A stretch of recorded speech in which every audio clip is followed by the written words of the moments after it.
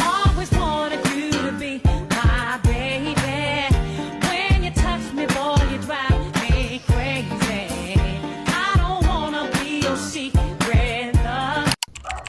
Jepara, Jawa Tengah, tanggal dan bulan di tahun 1891. Hari itu, Kartini kecil tidak bisa berhenti bersedih. Kedua orang tuanya, Raden Mas Adipati Aryo Sosroningrat dan Mas Ajeng Ngasirah, menyampaikan sebuah berita yang membuatnya sangat terkejut. Sudah waktunya baginya untuk dipingit. Seperti gadis pribumi lainnya yang berhenti bersekolah dan bersembunyi di balik tembok yang tinggi. Rina ingin lanjut ke sekolah. Rina mau jadi gadis pribumi yang cerdas, punya cita-cita, bikin dunia ini jadi terang. Rina nggak mau dipingit. Rina masih mau lanjut ke sekolah, Pak. Bu. Tidak, Trinil, Bapak tidak bisa menyetujui apa yang kamu inginkan. Ini adalah tradisi adat istiadat sejak lama. Seharusnya perempuan tidak bersekolah tinggi-tinggi. Sekarang sudah saatnya kamu dipilih, mempelajari hal yang akan kamu lakukan dan menikahi orang yang tepat. Pak, tapi bolehkah sekali saja tradisi ini tidak dilakukan, Pak? Tidak bisa, Trinil. Bapak adalah seorang bupati di Jepara. Bapak tidak seharusnya menghancurkan tradisi. Bu, Bu. Sudah, Rana. Laksanakanlah apa yang sudah menjadi tradisi. Setelah kamu akan mengerti mengapa semua ini harus terjadi. Kartini adalah anak perempuan tertua. Maka ialah yang pertama kali merasakan bagaimana rasanya dipingit. Sebenarnya bagaimana rasanya dipingit?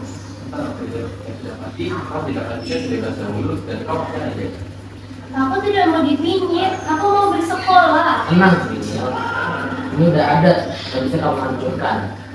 Saya menjadikan kamu buku, dan saya janji akan menjadi guru bahasa Belanda kamu agar bisa belajar. Terima kasih semuanya, aku sangat menyayangi kalian.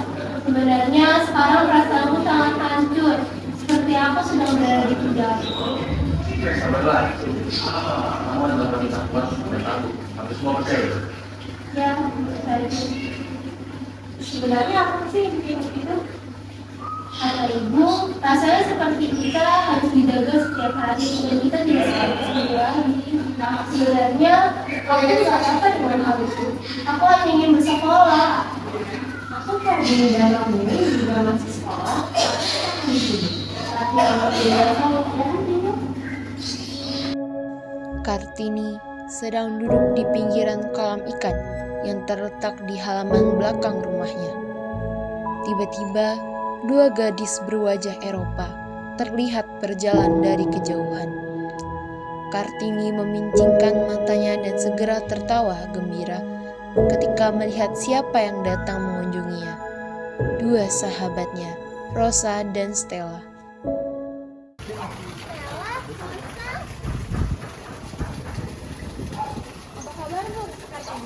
Secara fisik aku memang baik-baik saja, tetapi tidak dapat dipungkiri kalau batinku terasa pedih. Kalian sendiri tahu kan kalau aku tidak bisa berdiam diri. Kami mengerti Kartini, kami pun juga sangat merindukanmu. Jangan sekarang, tidak ada lagi gadis yang cerdas dan ceria seperti ini. Malah sekarang terasa sangat sepi sekali. Aku juga sangat merindukan kalian, tetapi tradisi ini memaksaku untuk tidak bisa melakukan apa yang aku mau. Aku juga tidak mengerti Kartini dengan tradisi ini. Apa salahnya dengan perempuan bersekolah? Betul, aku juga berpikir seperti itu. Kalau kamu tidak sekolah, apa yang akan kamu lakukan Kartini? Kata ibu, aku akan menjadi pribumi pada umumnya, dan setelah itu aku akan menikah. Oh Kartini, bersabarlah. Jika kamu membutuhkan bantuan kami akan ada selalu untuk. Terima kasih Rosa, terima kasih. Saat ini kita membawakan beberapa buku untukmu. Beberapa di antaranya berbahasa Belanda. Kamu bisa mempelajarinya dari buku-buku itu. Benarkah? Aku tidak bisa berkata apa-apa lagi. Terima kasih kalian semua. Sama-sama.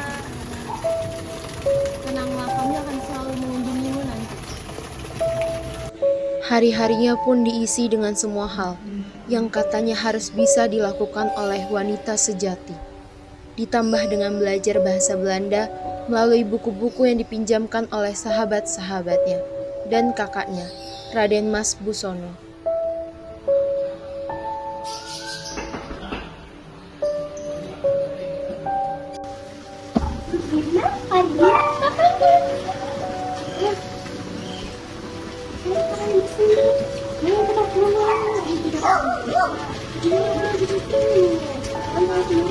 Kalau keluar aku harus ke sawah.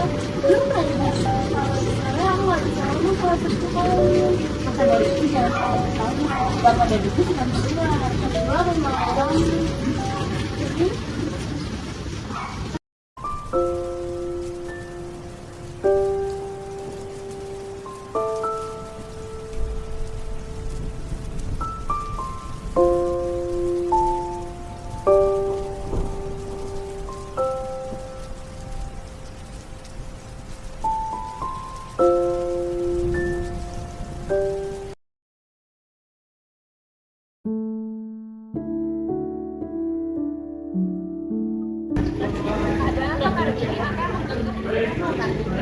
Ayo kita coba samperin bapak-bapak yang di sana.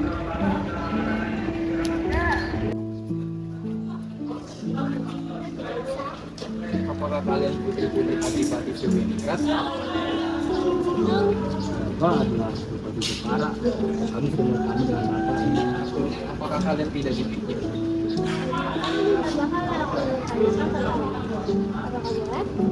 Apa itu? Sebenarnya di pinggir itu harus dilakukan oleh kita. Sebenarnya dipikir adalah tradisi dari seorang wajib. Untuk perempuan seperti kalian, dipikir itu wajib. Karena dipikir itu menjaga diri kalian dari laki-laki yang tidak baik. Apakah bapak semuanya bersekolah?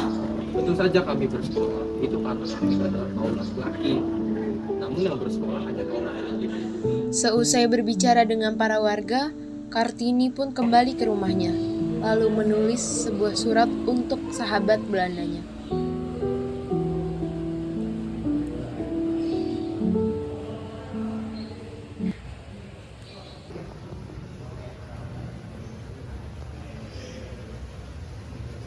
Ibu, menurut ibu, bagaimana dengan beasiswa kedokteran itu?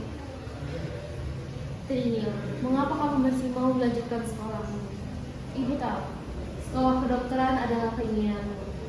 Apalagi dengan adanya beasiswa, itu artinya ibu dan bapak tidak perlu mengeluarkan uang sepeser pun. Tetapi kamu ini perempuan, nak. Kamu sudah dewasa. Maksud ibu?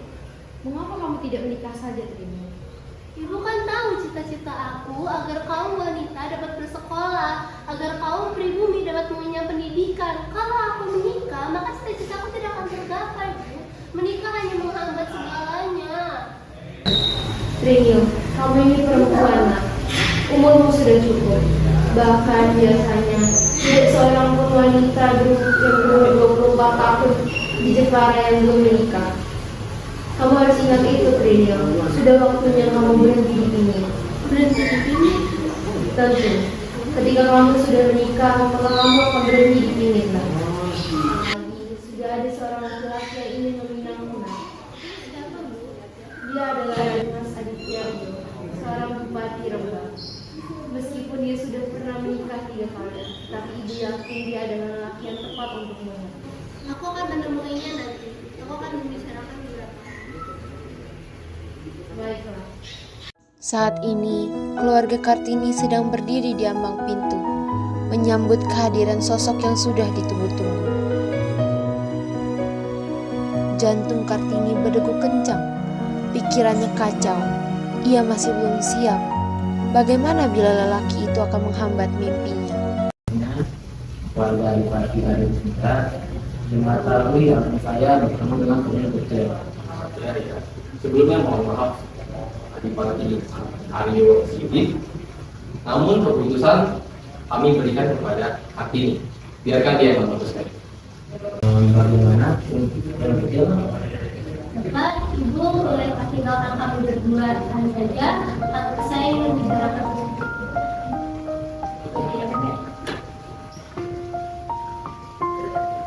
Ada beberapa hal yang bisa saya tanyakan. Itu saja boleh. Saya memiliki cita-cita cita-cita untuk membangun sekolah khususnya untuk kaum perempuan. Saya ingin derajat perempuan sama dengan derajat laki. Saya tidak mau lagi perempuan dianggap lemah, lebih lemah daripada laki-laki. Saya mau mereka setara, Raden. Menurut Raden bagaimana? Menurut saya itu hal yang mulia. Saya juga pernah melakukan hal tersebut, tapi banyak hal dan pertimbangan yang membuat saya tidak bisa melaksanakannya. Jika Kartini mau, laksanakan semua kegiatan.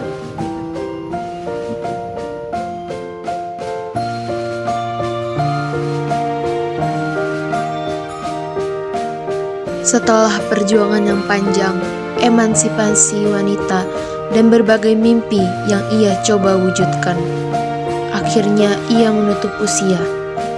Kelak, berkat perjuangannya, masyarakat pribumi, terutama wanita, hidup lebih baik dan tidak lagi tertindas.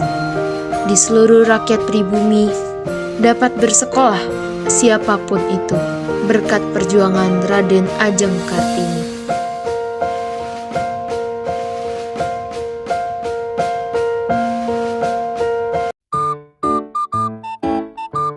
Tidak tahu. Aku memiliki cita-cita agar kaum wanita bisa berpendidikan, agar kaum pribumi bisa mengenyam pendidikan. Kemudian sekolah. Wah. Kagak kelihatan tes bawahnya. Sumpah kagak kelihatan.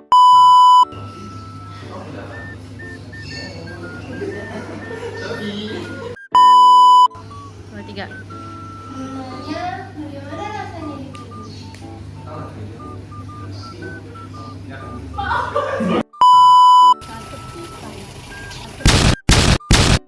Aku juga sangat membutuhkan kalian. Harusnya duduk.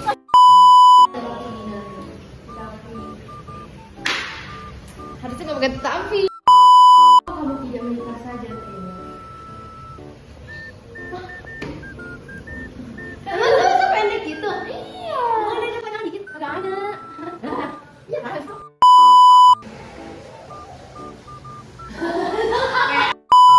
Tiga. Jadi, keinginan kuat untuk besar di usia muda. Makan dulu.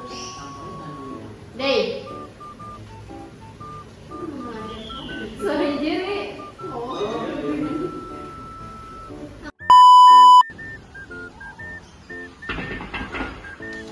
Kantina, begini.